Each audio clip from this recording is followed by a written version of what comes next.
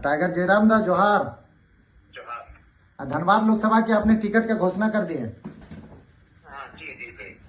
तो बहुत सारे आरोप प्रत्यारोप आपके लग रहे हैं कि आपने घोषणा किया ऐसे कैंडिडेट, कोई बोल रहा है डमी कैंडिडेट, तो कोई बहुत सारा चीज कह रहा है कि आपने जिस चेहरा बना था उन लोगों को आप टिकट नहीं देके ऐसे व्यक्ति को आप टिकट दे दिए जिनको कोई नहीं जानता है। निश्चित रहिए आदरणीय देवदा, चेहरा जो भी शख्स बना उनका 2 वर्षों के दरमियान ही बना है और जयराम महतो खड़े थे, तो निश्चय ही जब हम उस प्रत्याशी को लेकर आए हैं 5 दिन में उनका चेहरा बनेगा। चेहरे के लिए पीछे आप ना जाएं। एक काबिल व्यक्ति है, एक पढ़ा लिखा मास्टर ऑफ आर्ट्स बीएड, एक बहुत बेहतर सूझबूझ और परिपक्व इंसान को लेकर आए हैं राजनीति के मैदान में। और बकायदा वो शख्स मैदान में आया नहीं है, बहुत दिन से ही है हमारे साथ है, लेकिन मीडिया के फ्रेम से दूर रहा है। तो निश्चिंत रहिए आप। और जहां तक देखिए आदरणीय देव बाबू, अगर धनबाद लोकसभा का जयराम महतो नहीं लड़ता, उसको लड़कर अगर कोई भी अन्य लड़ते, चाहे कोई भी हमारे उम्मीदवार रहते, राज पटेल रहे, करण जी रहे, उषा दी रहे, कोई भी अन्य उम्मीदवार रिजवान जी रहे, आलोचना होता ही होता, क्योंकि सबका अपना अपना समर्थक है। लेकिन आलोचना किनका नहीं हुआ? देखिए अभी ढुल महतो जी का आलोचना हो रहा है, आप चले जाइए आदरणीय चंद्र प्रकाश चौधरी जी का आलोचना हो रहा है, टाइगर जी। लेकिन मेन बात है कि आलोचना विरोधियों करते हैं, आपके समर्थक अभी आप पर आलोचना कर रहे हैं। नहीं, ढोलू महतो जी, आदरणीय ढोलू महतो जी की आलोचना भारतीय जनता पार्टी के लोग कर रहे हैं, आप देखिए ध्यान से। नहीं तो आपके अभी तक 2-3 साल के दरमियान में लोग आपके साथ थे, अचानक से धनबाद लोकसभा इतने जगह टिकट की घोषणा की, कहीं पर नाखुश नहीं हुए, लेकिन धनबाद लोकसभा में लोग आप पर सवाल फेसबुक बहुत जगह हुए हैं, आपको जानकारी नहीं है, अंदर खाने बहुत जगह लोग नाखुश है। देखिए सबसे पहली बात, जो राजनीतिक आकांक्षा एक अलग होती है, महत्वाकांक्षा अलग होती है। हम लोग आए थे इस राज्य की तस्वीर को बदलने के लिए, लेकिन बहुत लोग इसी दरमियान सोचे कि हम लोग चलाएंगे, मुखिया नहीं बने हैं बंदे, सांसद विधायक बनेंगे, अच्छी बात है। अच्छा, तो कुछ लोग चाहते थे कि कुछ लोग फेसबुक में ये भी लिख रहे हैं कि टाइगर जयराम महतो ढुल्लू महतो से मिल गए और 100 करोड़ रुपये ले लिए और कांग्रेस और ये करके भाजपा को जिताने का इनका है और भाजपा के साथ साठगांठ हो गया है।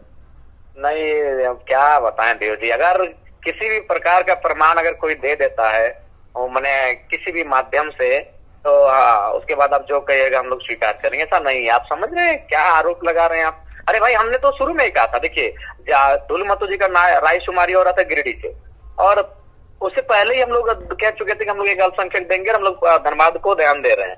हाँ, तो नाम सही नहीं हुआ था, तो ऐसा नहीं है। जब उनको प्रत्याशी नहीं बनाया गया था उनके दल से, तभी हम लोग इस बात पर मंथन कर चुके थे कि हम एक प्रत्याशी अल्पसंख्यक का देंगे, और क्यों ना दे भाई, एक नया लड़का है, हम नई सोच के साथ आए हैं। तो जिसकी आबादी इस राज्य में 15% हो, 50 लाख जिनकी आबादी हो, आप उनको केवल वोट बैंक बना के रखेंगे, ऐसा क्यों भाई? लेकिन आपने जाति और धर्म के नाम पे आवाज नहीं उठाया था, आप झारखंडियत की बात कर रहे थे। नहीं, झारखंडियत की बात कर रहे, ठीक है, लेकिन झारखंडियत में एक वर्ग आता है भाई, सभी वर्ग को लेकर आपको चलना होगा।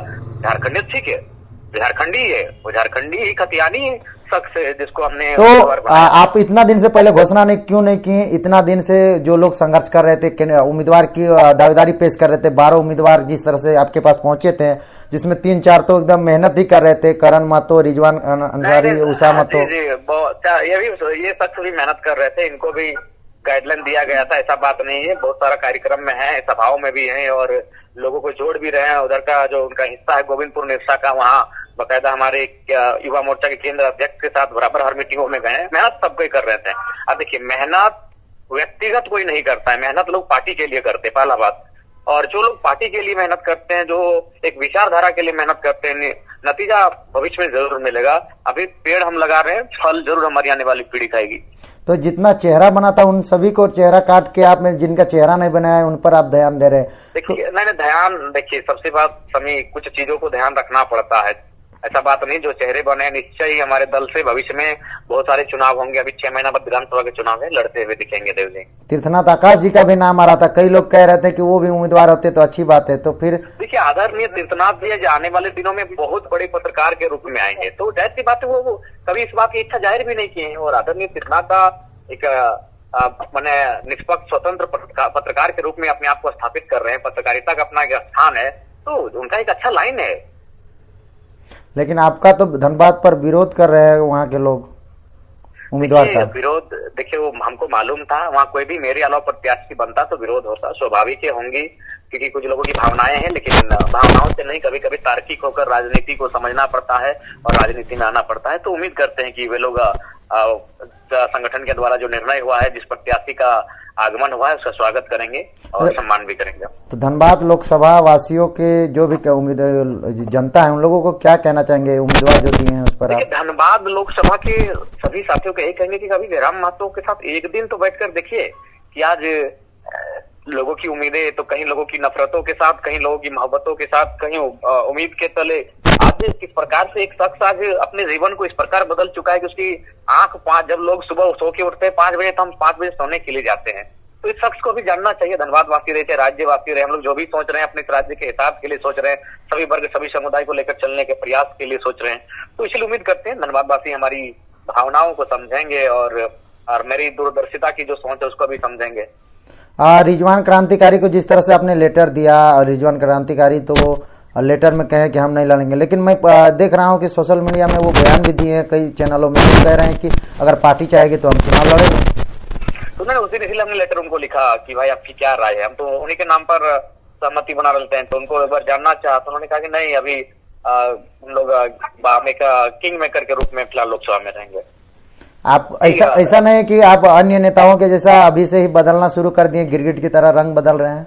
नहीं, ये गिरगिट की तरह रंग बदलना नहीं होता। ये संगठन यही तो होता है कि संगठन में किसी को आप उठा के दे दीजिए, संगठन को उसका सम्मान करना चाहिए। यही तो एक विकेंद्रीकरण का मतलब होता है कि संगठन में जो लोग संघर्ष करते हैं उनका एक संगठन तैयार होता है, वो लोग उसकी मदद करते हैं चुनाव में जिताने के लिए। संगठन है, संगठन से बाहर से नहीं लाए हम, किसी पार्टी से लेके आते तो अलग बात था, संगठन में। तीर्थनाथ आकाश जी तो पूरा विरोध कर रहे हैं और बोल रहे हैं लाइव आऊंगा उनके खिलाफ, जिस तरह से फरजान पे आए थे अब बोल रहे हैं कि उनके खिलाफ आएंगे। ठीक है, आने दीजिए, कोई दिक्कत नहीं है। अब इसका मतलब यही है कि लोग अल्पसंख्यक को देखना नहीं चाहते राजनीति में, सब गलत है। तीर्थनाथ जी समझदार व्यक्ति है, ऐसा नहीं करेंगे। भले आपसे बात हुई, हमारे बड़े भाई स्वरूप है, हमारे गार्जियन स्वरूप है, हमारे अभिभावक स्वरूप है, बहुत प्रदर्शक हैं। उम्मीद करते हुए हमारे फैसले का सम्मान करेंगे और हमें रास्ता भी बताएंगे। अच्छी बात। ठीक है टाइगर जयराम जी, आप अपना कीमती समय देने के लिए बहुत बहुत धन्यवाद। धन्यवाद।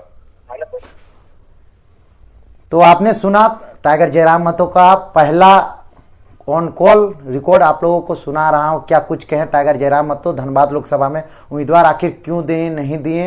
इन्होंने साफ जाहिर किया। आप सुने इनके बातों को, बाकी इनका विचार आप लोगों को कैसे लगा कमेंट बॉक्स में आप हमें बताएं, और कैंडिडेट सही है कि नहीं आप भी वो भी बताएं। और अभी भी बदलाव हो सकता है, अगर आप लोग चाहें, अपना जनता अपना पावर दिखाएगी तो जयराम महतो का मन बदल जाएगा। जयराम महतो का आप अगर समझाइएगा तो।